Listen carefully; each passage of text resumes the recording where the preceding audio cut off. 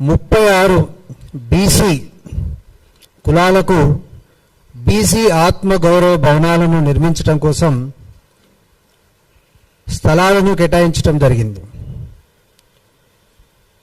ఈ స్థలాలను కేటాయించినప్పుడు ప్రభుత్వం ఒక మెమోను కూడా విడుదల చేసింది. ఆ మెమో యొక్క ఉద్దేశం ఏమిటంటే, ఏదైనా ఒక కులంలో అనేక సంఘాలు ఉన్నప్పుడు ఆ సంఘాలన్నింటినీ కూడా సమన్వయపరిచి వారి అందరి సమక్షంలో మెజారిటీ విధానంలో ఒక ట్రస్టును ఏర్పాటు చేస్తే ఆ ట్రస్టుకు ఈ యొక్క స్థలాలను నిర్వహణ బాధ్యతలను అప్పగిస్తాము అని ఆ యొక్క మెమో ఉద్దేశం. సో ఆ ట్రస్టుకు నిర్వహణ బాధ్యతలు ఉపజెప్పడం అనేది దీని ఒక ఉద్దేశం. ఆ నిర్వహణ బాధ్యతలు చేసేటప్పుడు ఆ ప్రభుత్వంలో ఉన్నటువంటి పెద్దలు, రాజకీయ నాయకులు ఎటువంటి కుల సంఘాలకు ప్రాతినిధ్యం ఇవ్వకుండా వారి యొక్క అనుచరులతో మాత్రమే ఈ ట్రస్టులను ఏర్పాటు చేసుకోవడం జరిగింది. ఎంత ఘోరం అంటే, ఒక్కొక్క ట్రస్టులో 3 మాత్రమే, ఒక ట్రస్టులో 5 మంది మాత్రమే, ఒక ట్రస్టులో 10 మంది మాత్రమే. అంటే ఇంత పెద్ద కులాలుగా ఉన్నటువంటి ఈ బీసీ కులాలలో ట్రస్టులను వేరే కంటే మూడో కంటికి తెలియకుండా వాళ్ళ అనుచరులకు మాత్రమే ఏర్పాటు చేసుకోవడం అనేది చాలా దారుణం. సో దీనిని ఖండించడం కోసం అన్ని కులంలో ఉన్నటువంటి అన్ని సంఘాలకు న్యాయం చేయడం కోసము ఇక్కడ బీసీ ఆత్మ గౌరవ పోరాట సమితి అనేటటువంటిది ఈరోజు వెలవడం జరిగింది.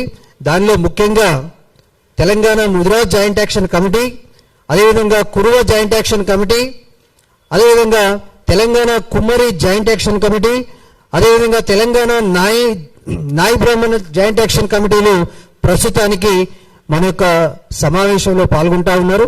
వాస్తవానికి ఈ సమావేశం అనేది ఒక వారం తర్వాత జరగాల్సి ఉండే, కాకపోతే ఆ వారం లోపు అసెంబ్లీ సమావేశాలు పూర్తవుతాయి కాబట్టి అందులోపే మేము ఒక మీటింగ్ అనేది ఏర్పాటు చేయడం కోసం అందుబాటులో ఉన్నటువంటి నాయకులను పిలిచి ఈరోజు ప్రెస్ మీట్ పెట్టడం జరుగుతూ ఉంది. దానికి ముఖ్య అతిథిగా మా అన్న ఎంబీసీ ఎక్స్ చైర్మన్, ఎంబీసీ కులమే కాదు బీసీ కులాలకు కూడా ఏదో విధంగా న్యాయం చేయాలటువంటి నిరంతరం తపన చెందినటువంటి మా నిరంతర శ్రామికుడు తాడూరు శ్రీనివాస్ గారు ఈరోజు పాల్గొనడం జరుగుతూ ఉంది. అంతేకాకుండా ఈ యొక్క సమావేశంలో Telangana Mudiraj joint action committee chairman Polkam Lakshminarayana Mudiraj కూడా పాల్గొనడం జరుగుతూ ఉంది. అదేవిధంగా Kuruma intellectual forum chairman Kuruma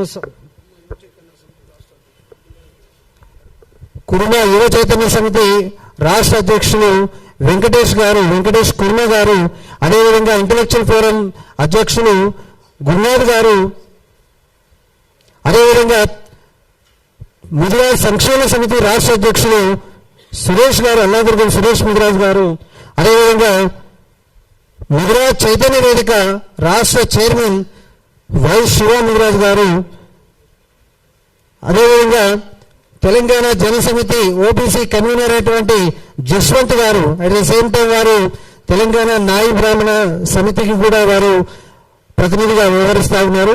Telangana కుమ్మరి సంఘం రాష్ట్ర అధ్యక్షులు కుమ్మరి బాలకృష్ణ గారు కూడా ఈ యొక్క సమావేశంలో పాల్గొంటా ఉన్నారు.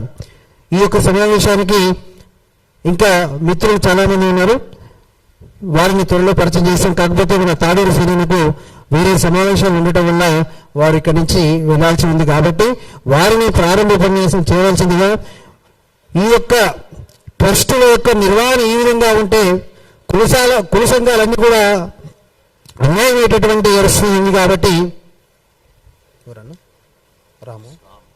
అదేవిధంగా తెలంగాణ రాష్ట్ర బీసీ సంఘం నగర అధ్యక్షులు రాము ప్రజాపతి గారు కూడా ఈ యొక్క వేదిక మీద ఉన్నారు. వారికి స్వాగతం సుస్వాగతం. అందరికీ పేరు పేరున ధన్యవాదాలు తెలియజేస్తూ, అందరి యొక్క ఆమోదంతో ఈ యొక్క సభ అనేది 4 తీర్మానాలను ప్రవేశపెట్టింది. అది మీకు మీడియా ముఖంగా చెప్తా ఉన్నాను. ఒకటి, 41 కులాలకు ఏర్పాటు చేసినటువంటి ట్రస్టులన్నిటిని కూడా పునఃసమీక్షించి ప్రజాస్వామ్యబద్ధంగా కామన్ ట్రస్టును ఏర్పాటు చేయాలని ఈ యొక్క పోరాట సమితి తీర్మానం చేసింది. అదేవిధంగా అన్ని భవనాలను కూడా ప్రభుత్వమే నిధులు కేటాయించి నిర్మించాలి. ప్రతి ట్రస్ట్ కూడా వాళ్ళని వీళ్ళని అడుక్కొని ఈ యొక్క సంఘ భవనాలను కట్టుకోవాల్సినటువంటి అవసరం లేదు. ఈ యొక్క రాష్ట్ర బడ్జెట్ 3,24,000 కోట్లు అంటే రాష్ట్ర బడ్జెట్ అంటే రాష్ట్రంలో అత్యధిక జనాభా ఉన్నటువంటి ఈ యొక్క బీసీల యొక్క ఆదాయమే రాష్ట్ర బడ్జెట్. కాబట్టి మాకు ఉన్నటువంటి ఇంత ఆదాయాన్ని వదిలిపెట్టి మేము మరలా భిక్షమెత్తుకొని మా యొక్క నిధులను పక్కన పెట్టి మేము ఎక్కడో తీసుకురావాల్సినటువంటి గత్యంతరం మాకు లేదు. కాబట్టి ప్రభుత్వము అంటే ప్రజలే, కాబట్టి ఈ యొక్క ప్రజల యొక్క సొమ్మునే ప్రజలకే వినియోగించాలి. కాబట్టి అన్ని భవనాలను ప్రభుత్వ యొక్క నిధులతోనే నిర్మించాలని కూడా మేము తీర్మానం చేయడం జరిగింది. మూడవది, అన్ని కుల భవనాలను కుల సంక్షేమ కార్యక్రమాలకు మాత్రమే వినియోగించాలి. ఇక్కడ కోకాపేట భవనం, కోకాపేట ఏరియాలో రెంట్లు ఎక్కువ వస్తాయి కాబట్టి మేము రెంట్కి ఇస్తాము, మేము ఇక్కడ బయట ఉంటాము అనేటటువంటి కాదు. ఖచ్చితంగా అది కోకాపేట కావచ్చు, బంజారాహిల్స్ కావచ్చు, ఉప్పల్ బగాయత్ కావచ్చు, ఏది ఏమైనప్పటికీ కూడా కుల భవనాలను కుల సంక్షేమ కార్యక్రమాలకు మాత్రమే వినియోగించాలని కూడా ఈ యొక్క పోరాట సమితి తీర్మానం చేయడం జరిగింది.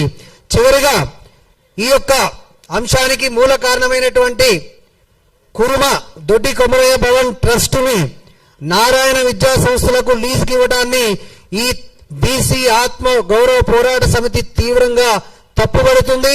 వెంటనే ఆ లీజును రద్దు చేసి అది కామన్ ట్రస్టుకు అప్పగించి అక్కడ ఉన్నటువంటి కురుమ విద్యార్థుల సంక్షేమానికి మాత్రమే ఉపయోగించాలని, దానిలో ఎటువంటి మార్పు ఉండకూడదని కూడా ఈ యొక్క సభ అనేది తీర్మానం చేస్తూ ఉంది. నాకు ఈ యొక్క దానికి ముఖ్యంగా వచ్చి మాకు సంఘీభావం తెలియజేసినటువంటి తెలంగాణ విఠల్ గారికి, అలియాస్ ఓబీసీ విఠల్ గారికి, అదేవిధంగా పూర్ణచంద్ర గారు ఐపీఎస్ గారికి అందరికీ కూడా, అదేవిధంగా తాడూరు సీనన్న కూడా, అనేకే గారికి గిరిజన బిడ్డ అయినప్పటికీ కూడా మా బీసీలో కూడా చైతన్యం చేయడానికి చాలా అద్భుతంగా మాట్లాడినటువంటి ప్రత్యూష రాథోడ్ గారికి కూడా, ఇక్కడికి వచ్చినటువంటి ప్రతి ఒక్కరికి ప్రింట్, ఎలక్ట్రానిక్, ముఖ్యంగా సోషల్ మీడియా మిత్రులందరికీ కూడా పేరు పేరున ధన్యవాదాలు తెలియజేస్తా ఉన్నా. Thank you very much. జై బీసీ, జై బీసీ. ఎక్కడన్నది? ఏప్రిల్ 3 తారీఖు ఎల్బీ నగర్ చౌరస్తాలో దొడ్డి కొమర విగ్రహ ఆవిష్కరణ ఉంది కనుక ఈ సభాముఖంగా సభకు వచ్చిన వాళ్ళందరికీ తెలియజేస్తున్నాను. అందరూ ఇదే మా ప్రత్యేక ఆహ్వానంగా భావించి అందరూ రావాల్సిందిగా కోరుచున్నాను. ఒక్కసారి ఈ పోస్టర్ ఆవిష్కరణ చేయాల్సిందిగా కోరుచున్నాను.